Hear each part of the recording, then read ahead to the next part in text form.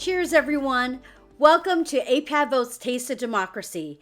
This is the first year we have hosted this event virtually, but we wanted to continue this tradition of closing out the year with our extended family of community organizers, leaders, supporters, and donors. We have a great program tonight with reflections and insights from members of the Congressional Asian Pacific American Caucus. We're also here to present the Beacon of Democracy Award, only given to a recipient who is singled out as a beacon of democracy, who shines brighter than others, inspires or guides others towards a goal, and similar to a lighthouse beacon, stands taller and more visible than others.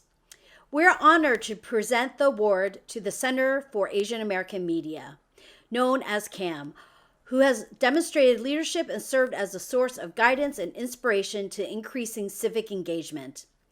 Thanks to our partnership with CAAM, we're able to quickly pivot to continue the AAPI Presidential Town Hall as an online event with over 1.1 million views.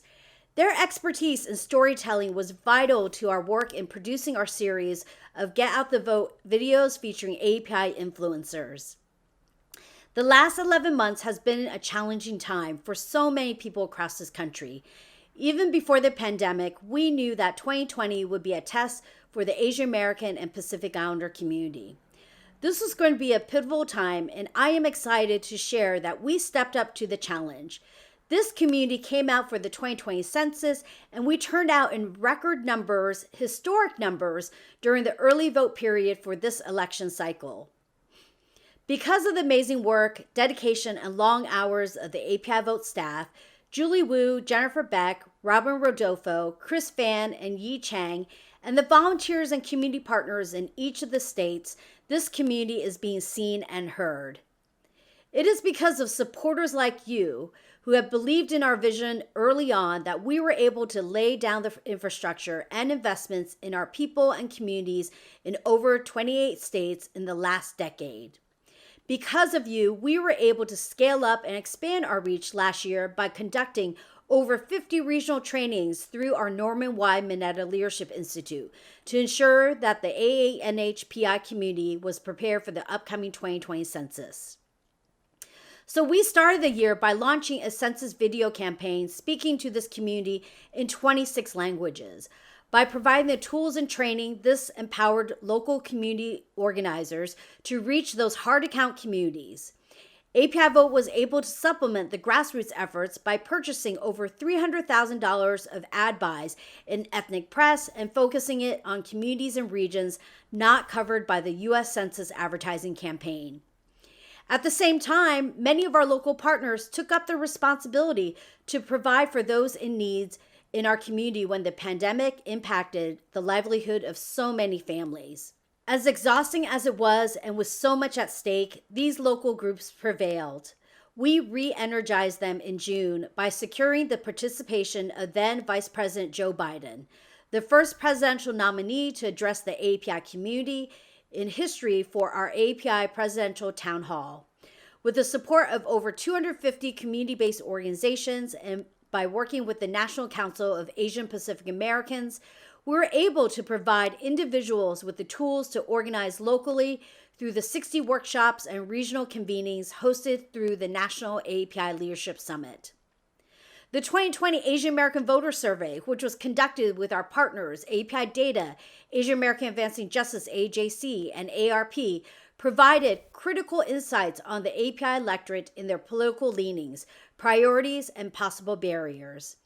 This research was key in promoting the narrative of the API electorate as part of the national conversation in one of the most watched elections in history.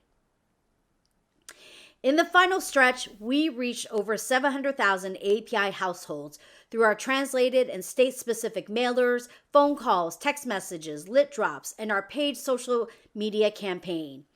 APIAVote National supported our partners by hosting phone banking operations every day for the month of October. Our API influencers lent their voices and platforms as we launched a series of videos focusing on educating voters about the process of early vote, make a plan to vote, and their voting rights. This included a focus on young voters through our ambassadors program and our new partnerships with Sony Music and Lyft. This ongoing and early engagement allowed voters to seek out in-language assistance through our voter hotline. Our hard work was realized when we saw API voters cast a record number of early votes that received national attention. Tonight, with your continued support, we can move forward into 2021 and focus our continued efforts on organizing for the local elections, redistricting efforts, and fighting disinformation. Thank you all for your continued partnership. This year, we have shown the power of the individual vote and how collectively we impact elections. We have the power to make change in our communities, but most importantly, we have the power to be counted. So let's get this program started with one of our longest standing supporters, Comcast. I'm excited to join you today to celebrate the important work carried out by APIAVote. As a national nonpartisan organization that is committed to mobilizing APIs in electoral and civic engagement, APIAVote and its fearless leader, Christine Chen, overcame immense challenges during the pandemic to ensure that APIs throughout the country participated in the census and casted their vote. This year was a challenging year for us all, particularly for the API community and other communities of color. But despite the pandemic, APIAVote overperformed in its mission on census outreach and voter engagement efforts. That is why Comcast NBC Universal is proud to be a sponsor this evening. Thanks to our long-standing partnership, we found more ways to partner together to ensure APIs were fully engaged.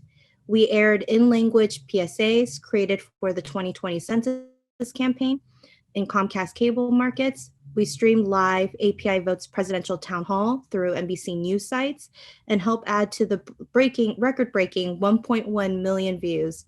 And we supported the National API Leadership Summit that provided community leaders with the tools they needed to organize for the 2020 election.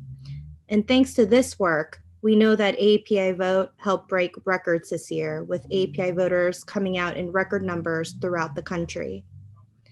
And tonight, I'd also like to join in congratulating Stephen Gong, Don Young, and the Center for Asian American Media for receiving the Beacon of Democracy Award. CAAM plays an important role in making sure that APIs are represented on screen and our stories are told to a broader audience. The platform that they provide to filmmakers and artists ensures that our perspectives get the attention they deserve. So in the year that their landmark docuseries, Asian Americans, premiered on PBS and touched so many of us, congratulations on this well-deserved honor. And with that, and on behalf of everyone at Comcast NBC Universal, I'd like to thank APIAVote for the work that you do to uplift the API community. We have no doubt that you will continue to strengthen the API voices throughout the country, and we look forward to continuing our partnership in that journey. Hello, I'm Congressman Ted Lieu, and I want to thank APIAVote for the tremendous work that the nonprofit organization does for the APIA community. And I also want to thank my friend Christine Chen for her amazing leadership. Now is an exciting time to be part of the Asian American community. According to US Census last decade, Asian Americans were the fastest increasing group in America. And according to a new Pew Research report, there are now more immigrants from Asia than any other region of the world to the United States. And now we see that Asian Americans have gone from being marginalized to the margin of victory. And we see Asian American communities grow in numerous states around America, including presidential swing states. So for example, in the state of Georgia, 4.7% of the electorate is Asian American. And we saw in the 2020 election a historic surge in Asian American voters. New data came out saying that 55% of the voters in the 2020 election did not vote in the 2016 election. We also know that 26% of all the Asian American voters were new voters in 2020 in the state of Georgia.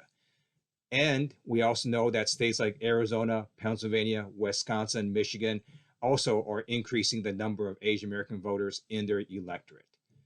It is now more important than ever to make sure we continue registering new voters and that we continue to get people excited to vote. We have seen the consequences of what happens when the highest elected official in the land, the President of the United States, uses racist terms and hate terminology, such as Kung Flu, which just adds fuel to the fire, and that's caused hate crimes and hate incidents to increase against Asian Americans this year. One way to fight back is to get people registered to vote and to get Asian Americans to actually go vote. Thank you again to APIAVote for all it does for the Asian American community. What does it say to you that AAPI showed up in record numbers in this election? It was so incredible and inspiring to see the record number of AAPI voters who were engaged this cycle. A record number of nearly 350 AAPI candidates were on the ballot this year in city, state, and federal elections. And on January 20th, our first Black and Asian American woman will be sworn in as our vice president. This election cycle validated what our AAPI community knew all along, that the AAPI community and electorate is a powerful force. The more that AAPIs engage civically and run for public office, the more our government will resemble our nation. I was so proud. It was really inspiring to see our democracy at work, especially in the middle of so much disinformation about the election. AAPIs were pivotal. We were the margin of victory in so many of the key battleground states, most notably in Georgia. This year's election demonstrates the need for candidates to take our community more seriously and to engage them consistently and meaningfully. Candidates need to think strategically about their outreach to our diverse communities. We are not a homogeneous voting group. And polling and post-election data must also include AAPIs as a distinct racial and ethnic group. We must be appreciated for our contributions. More than anything, this year's election has proven that consistent, ongoing effort does pay off. The work doesn't begin only in the few months before an election. It should be years in the making and continues after elections as well. We witness the results of consistency and commitment, and that makes me so hopeful for what we will achieve next. 2020 was a banner year for the Asian American and Pacific Islander electorate and APIAVote. 4 million AAPIs cast their ballots early, an increase of 300% from 2016. We showed up, and we made our voices heard. But this didn't happen overnight. We spent years investing in training local and state organizations, building towards APIAVote's vision of an engaged and vocal community. We mobilized young and first-time voters and spent this year fighting to make sure we were counted and that our vision of the country was seen and our hopes heard. In battleground states, AAPI early voters were key factors in those narrowly decided contests. All eyes now are on Georgia, where AAPI early voting increased 450% from 2016. We are the difference makers. The fastest growing demographic in the United States showed that we are no longer content to sit by and watch our futures be determined by others.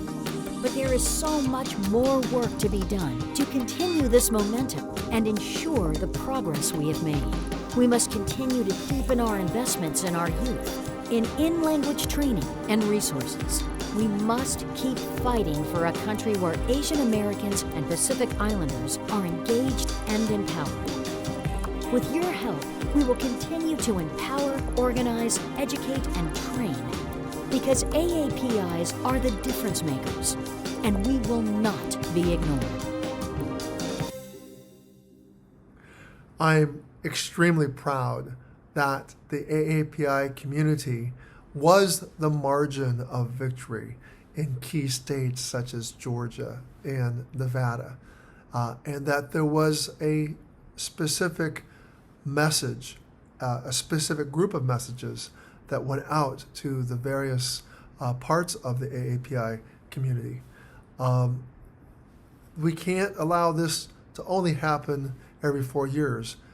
We need to continue to keep reaching out to the communities every year to hear their concerns and to listen to them.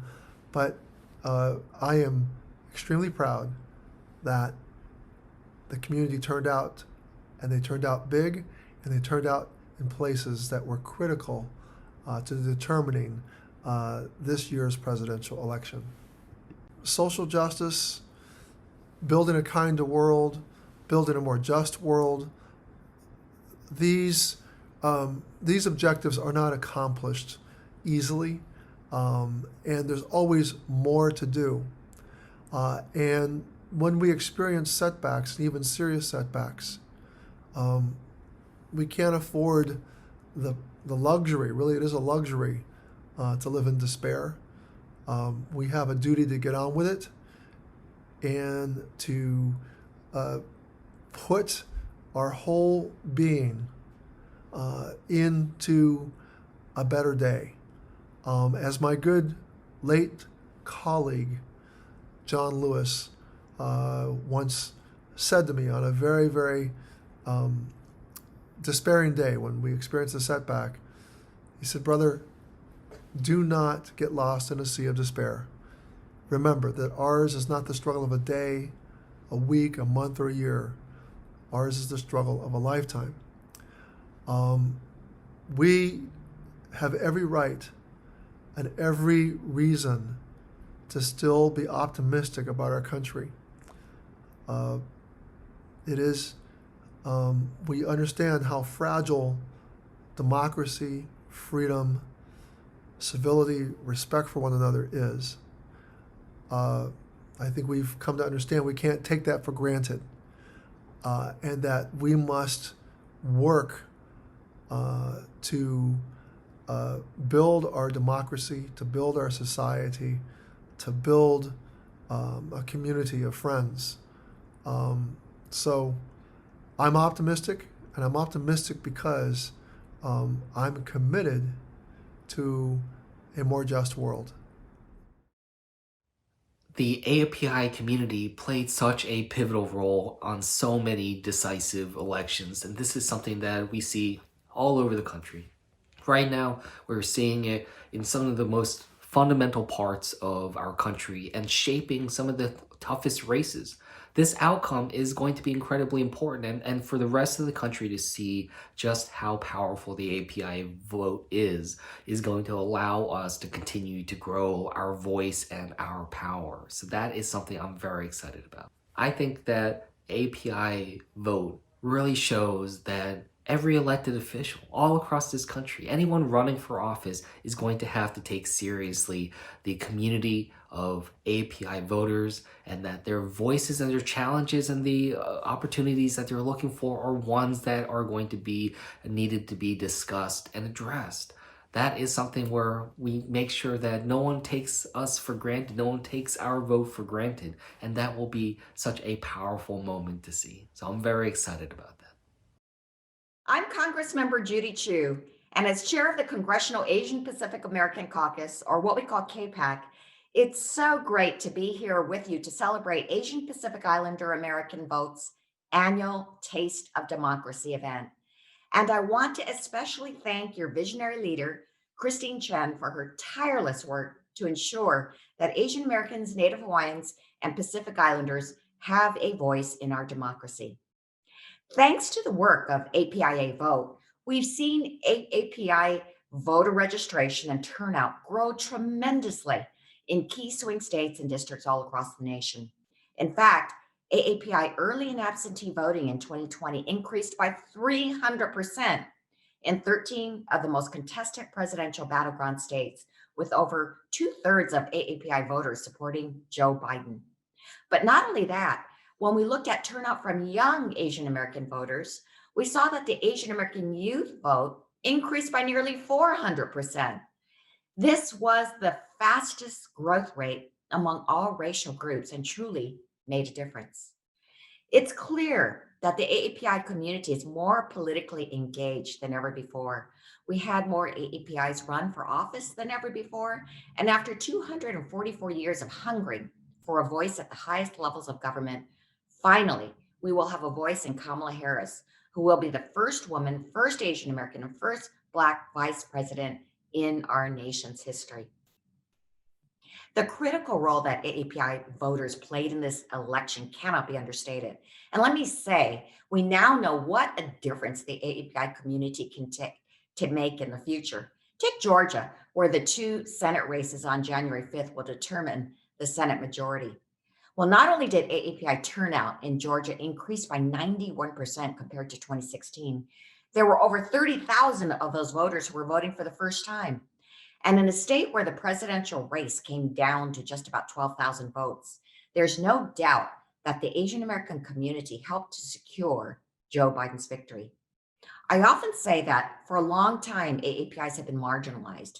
But what I see here is that in the two upcoming Senate runoffs in Georgia, AAPI voters can go from being marginalized to being the margin of victory. Whatever happens in those races, though, one thing we know for sure is that there will be 21 AAPI members in this next Congress.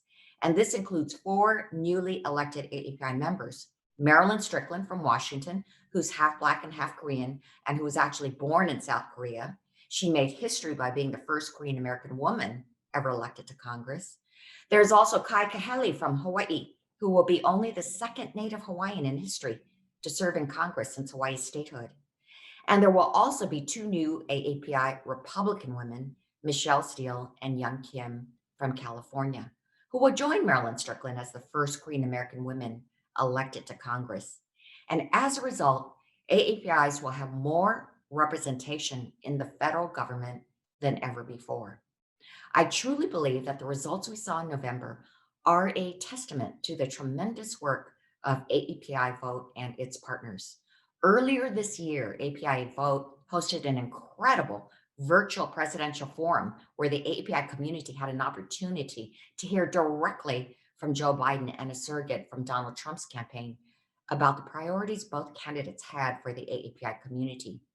But not only that, APIAVote used the opportunity to promote the importance of civic engagement by urging AAPIs to participate in the 2020 census and to make their voices heard in the election. Through their Norman Mineta Leadership Institute, Christine and her staff have also virtually gone into states in the South and Midwest to help mobilize and increase voter registration and turnout in states with emerging AAPI populations. And APIAVote also helped to run an election protection hotline on election day to assist AAPI voters, especially those who are limited English proficient, access the polls. Each election cycle, APIAVote also produces its highly anticipated Asian American voter survey in conjunction with AAPI data to reveal critical insights into AAPI priorities and voting trends. And these surveys have been invaluable to us in the Congressional Asian Pacific American Caucus as we work to engage with AAPI communities all across the nation. So I want to thank APIAVote for the critical work they've been doing to lay the groundwork for the unprecedented surge we saw in AAPI voter turnout this year. We know that when AAPIs make their voices heard, we can make a difference. And that's why I'm so proud to present this year's Beacon of Democracy Award to the Center for Asian American Media. CAAM is dedicated to presenting stories that convey the richness and diversity of Asian American experiences to the broadest audience possible. And this year, they also hosted a digital town hall for the 5-part PBS series, Asian America, to highlight the history of Asian Americans in this country and its relevance to the Asian American experience today. CAAM also helped to produce this year's 2020 APIAVote Presidential Town Hall, as well as a 2020 digital campaign video series featuring AAPI influencers to encourage AAPIs to vote.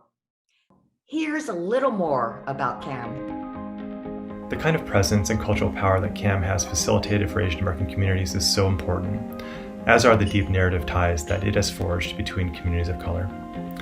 When we think about how cultural power is foundational for political power, CAAM has been such a vital architect in expanding how the nation imagines and governs itself.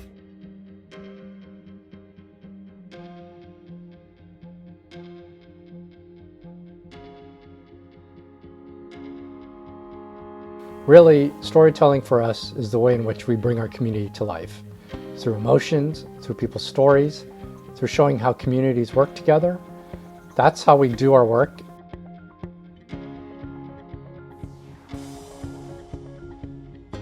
From this year's amazing presidential town hall to your support of our films and PBS series, it's been an absolute privilege to collaborate towards building stronger AAPI narratives together.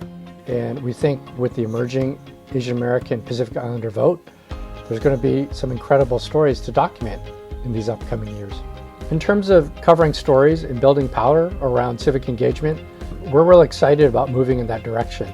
We're in the early phases of building a filmmaker fund, and we have been working a lot more with journalists in recent years. So hopefully from feature documentaries to short format journalism, that's an area we hope to do a lot more in the upcoming elections. AAPI stories are American stories, and our unique perspectives will help complete the narrative to help our country move forward together.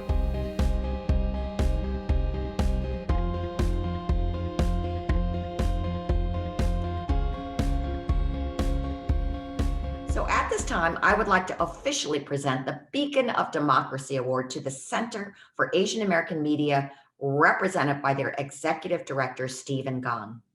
Stephen, I want to thank you and your entire team for CAAM's tremendous contributions to the AAPI community over the past 40 years. And I especially want to express my appreciation for your partnership with APIAVote this year to educate and inspire AAPI voters to make their voices heard. Congratulations on your well-deserved award. Thank you very much, Congresswoman Chu, for presenting this important award to us. And our sincere thanks to APIAVote, which works tirelessly to increase participation of Asian Pacific Americans in civic participation. We at CAAM are humbled by this award as it affirms the importance of representation and the work we do at CAAM to bring authentic stories by and about the APIA community to the broad public. We do this work for the American people with support from contributions from individuals, foundations, and significantly from public funds provided by the Corporation for Public Broadcasting. Our connection to public media and to our APIA communities is the foundation for all of our work. This past year has been and continues to be a great challenge to the safety and well-being of all Americans. But we have also reaffirmed in the APIA community the importance of the resilience and commitment to equality and justice that has supported our communities for over 150 years. We understand the need to repair and reimagine our connections as Americans.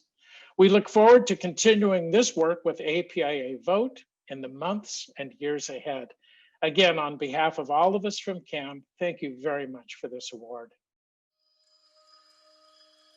Tonight, we celebrate the many accomplishments of the Asian American and Pacific Islander electorate in this election cycle. With record-level AAPI voter turnout, we truly have a lot to be proud of, and we're excited about the future of the AAPI civic participation. We know that none of this will be possible without the tireless efforts of many of our national and local partners. This hard-earned progress did not happen overnight, but was made over months and even years of hard work by the dedicated staff and volunteers of local grassroots organizations.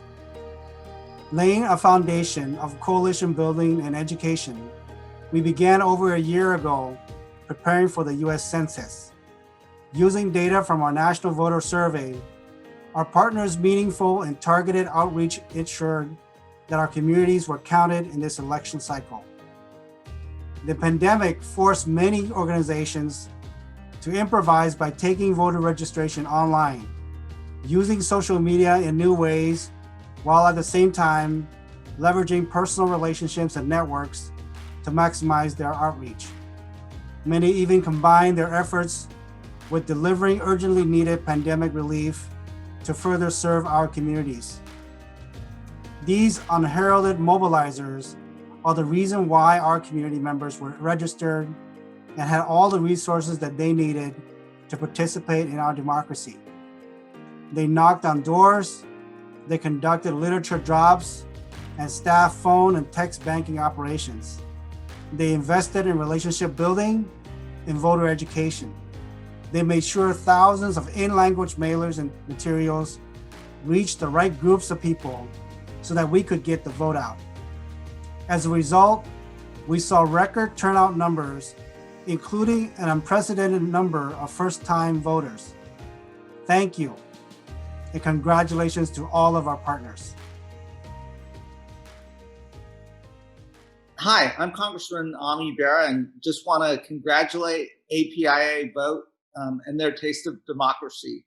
This was a historic election for our AAPI community in terms of historic turnout, but also very strategic at the grassroots level. What we were able to do in places like Georgia, where we had record turnout. And while we didn't win the state of Florida at the federal level, just boosting turnout in many of these key areas really just continues a trend that's been going on for a long time, and that APIAVote has been extremely instrumental. In 2016, they helped us capture the Nevada Senate seat by boosting AAPI turnout. In Virginia in 2017, and in New Jersey and elsewhere. So this continues a trend of API voter engagement at the grassroots level. Now, we're not done yet. There's an important election coming up June 5th or January 5th in Georgia. And we know that the AAPI community can be the margin of victory. So thank you for everything that you do every day. Hats off to the Taste of Democracy, and let's go win, and let's go have a seat at the table. Be well and be safe. APIs in many of the battleground states are about 4% of the population, which is the margin of victory. It is why APIs are so powerful when we do show up to vote, because we can help a candidate win. We are that margin of victory that is so critical in these elections. And I do think that future candidates need to address and think about APIs along those terms, not as a marginal minority group of people of diverse backgrounds. There are many flavors of API, but really future candidates should look at APIs as a block that can make or break them in the election. Again, in most of the battleground states, we are at least 4% of the population, and that is enough for candidates to win. So I would urge candidates that are running to pay attention to the API, do outreach to API voters, and they will turn out for you just as they did for Joe Biden. And finally, I'd like to talk a little bit about my hopes for API participation in the future. I hope that APIs more than just continue to turn out in record numbers. That is the baseline of what we should be doing. But I hope that more AAPIs will run for office. We need greater representation at all levels of government, from your local school board to municipalities, all the way up to state and federal government. That's my hope, that more AAPIs will step forward and run for election themselves so they have a seat at the table. As you know, the old saying goes, if you don't have a seat at the table, you're on the menu. So we need to have a seat at the table. Thanks everyone for letting me join you today, and I hope that you're all staying safe. Take care. Happy holidays, everyone. I'm happy to be a part of this program. And I first want to congratulate the Executive Director, Christine Chen, and the Board Chair, Johnny Giles, as well as the APIAVote staff for a remarkable year, mobilizing thousands and thousands of voters to participate in the elections and in government. I'd also like to welcome Congresswoman Judy Chu, who's been a social justice warrior as long as I remember, and also welcome other guests and elected officials who are here today. And finally, I'd like to send a special congratulations to Stephen Gong and CAAM for their award, the Beacon of Democracy Award, which they richly deserve. I've known them for so many years because I was their first lawyer when they were known as NATA, which is too long to even explain what it denotes. But I've since worked with them, and I've watched the trajectory of their growth and the creativity and energy they've shown, and their commitment to empowerment of our communities. And so, well-deserved. Congratulations, Stephen and CAAM. I've been a supporter of APIAVote in our firm foundation. The Minami Tamaki Yamauchi Kwok and Lee Foundation has made donations, has supported APIAVote. But I'm not here in that capacity. I'm here as a representative of Glenn S. Fukushima, who is a donor and also a board member who could not make it here today. He sends his regrets, And he wanted me to tell you that he's just so proud of what you have accomplished, how you've done it, and the way you've been able to achieve so much in this particular election, I would say. APIAVote is the largest nonprofit organization empowering API voters, and they've had a remarkable series of successes. But this year is even a giant leap, I should say. You know, when you have 4 million early voters compared to 1.25 in 2016, that's a quantum leap. And that shows you both the demographics of what our community is and what we can accomplish when we have very powerful and talented groups like APIAVote. Glenn and I were amazed at what you were able to do and the diversity, variety of your programming, because you know so many API voters would say, or now voters, nobody's ever called me, nobody's ever touched them at all. But to then get them registered, get them to go out to vote, to get them educated, to teach them how to vote, which is what Christine once told me, was just as important as anything. I think that's telling in the numbers they've been able to achieve and the effect they've been able to have across the country in every battleground state, in every district. They've been participating, they've been there. So it's because of these accomplishments that we're so successful and part of a very ambitious agenda that we're so proud to support APIAVote. Glenn and I wish you continued success and again, appreciate just the chance to be involved with what you are doing. You're creating a community that is now on our radar in this country. So thank you. Hey, Johnny. Hey, Karen, how are you? Cheers.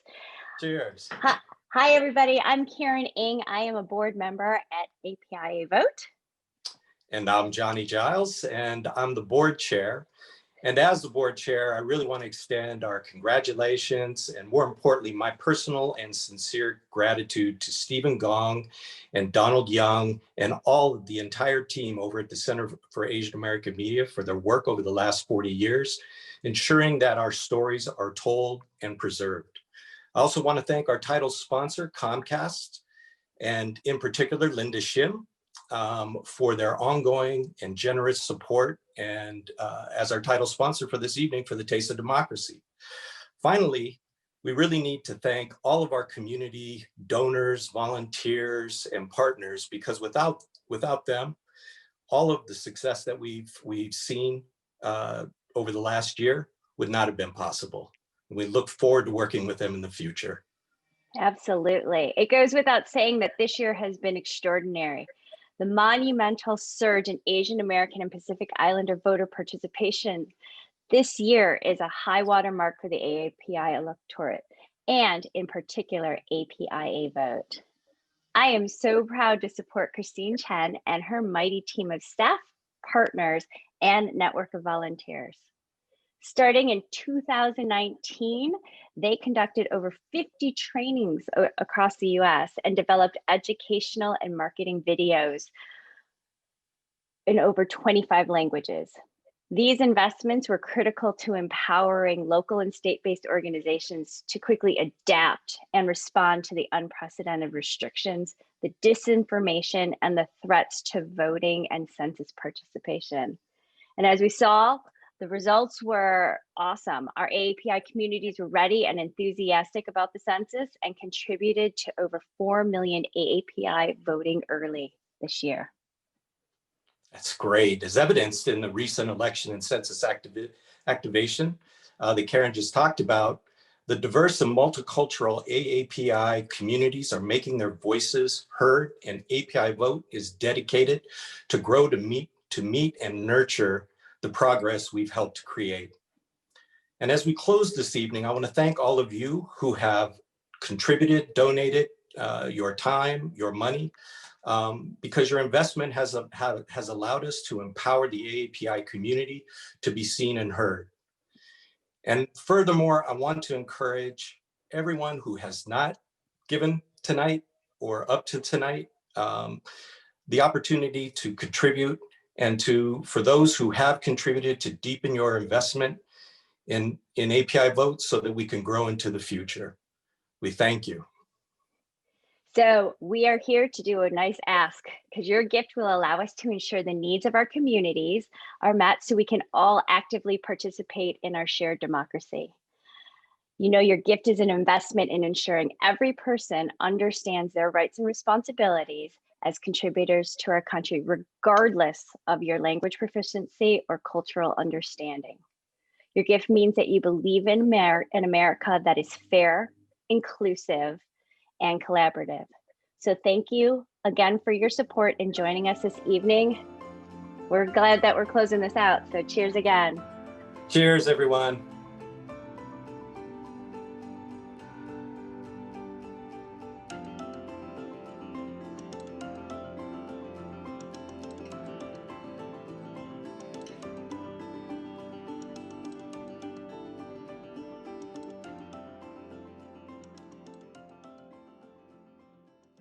Every 10 years, the U.S. Census Bureau counts everyone living in the United States.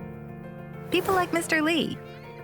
It doesn't matter whether they are students, service members, renters, employees, have green cards, work visas, are undocumented, have lived here a long time, or moved here recently, or temporarily.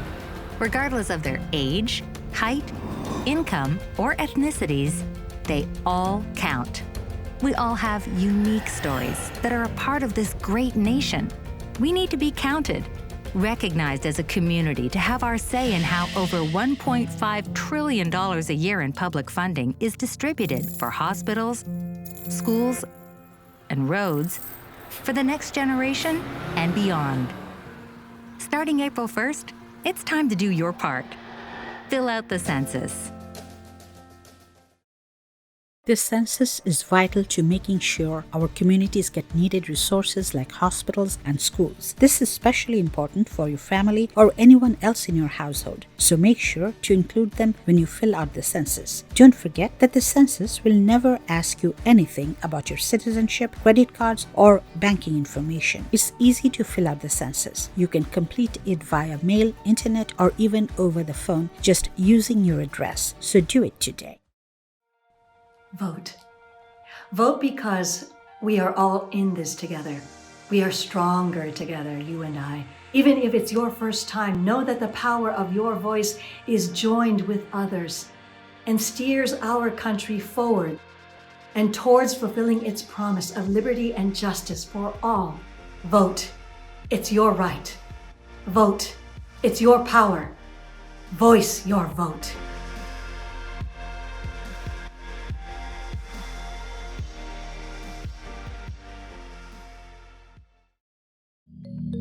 My grandma was the first person in my family who could vote in this country. And I remember when I was little, she took me with her to the polls. She actually took me into the voting booth with her and made me watch her fill out an entire ballot, which was really boring and really claustrophobic, but she wanted to teach me a lesson. She understood that participating in elections is one of our key freedoms. When you vote, you get to use your voice. And the more of us who vote, the more we have a say on the unique issues that affect our AAPI communities. And also because I honor my parents and my family and their story. My parents came here over 40 years ago with nothing but $8 in their pocket. And they left everything they knew and sacrificed so much to give and provide for their family. Like my friends Danny Pudi and Sonal Shah, I am an Indian American child of immigrants who is from the suburbs of Chicago. As an Asian American, I'm urging everyone in my community to vote. We count, we matter. There are a lot of us and we are a rising population. We've been here. We might as well be counted. I want everyone in the Asian American community to vote so none of you aunties can complain to me about why things are a certain way. Well, Auntie G, did you vote? No. Well, if you don't vote, you can't complain.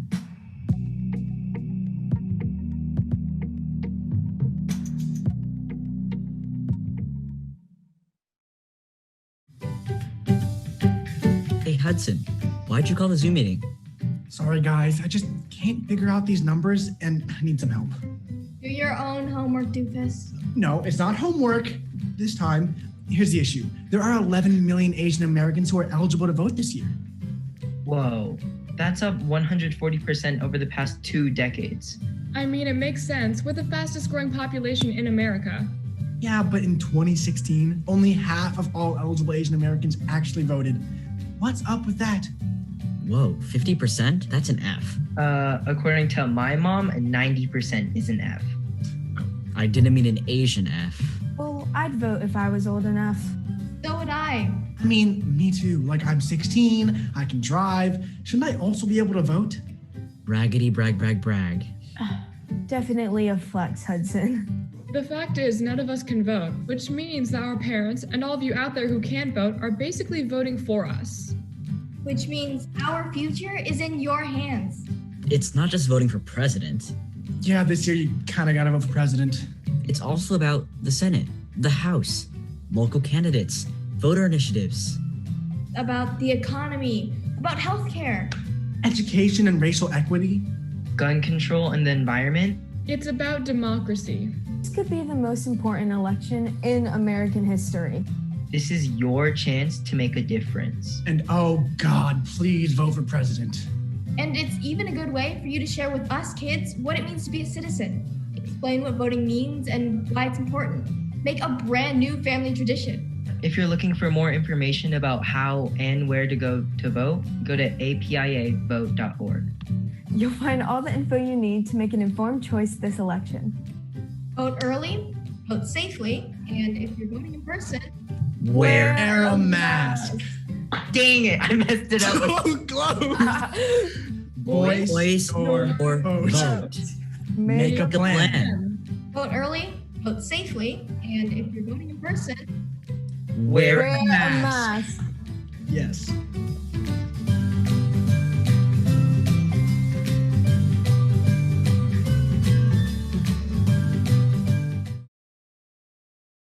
Yo, Higa, what's up, man? I haven't seen you in a while.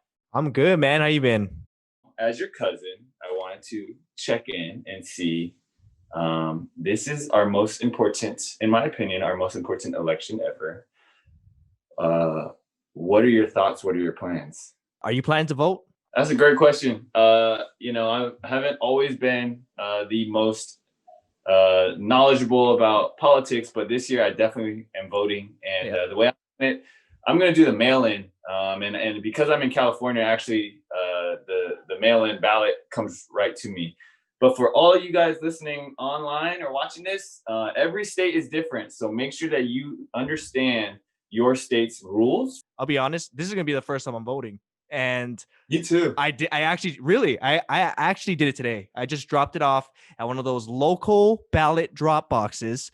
And just make sure you guys read all the instructions, because it's very confusing for people like me that never really voted before. So again, this is one of the most important elections.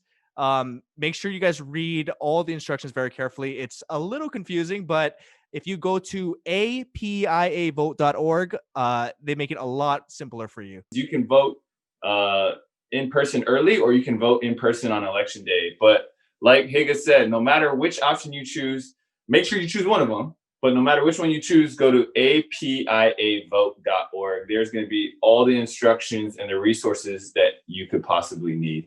And if you go and vote, everybody, please bring a mask. Visit APIAVote.org for more information on the voting process. Join us and voice your vote.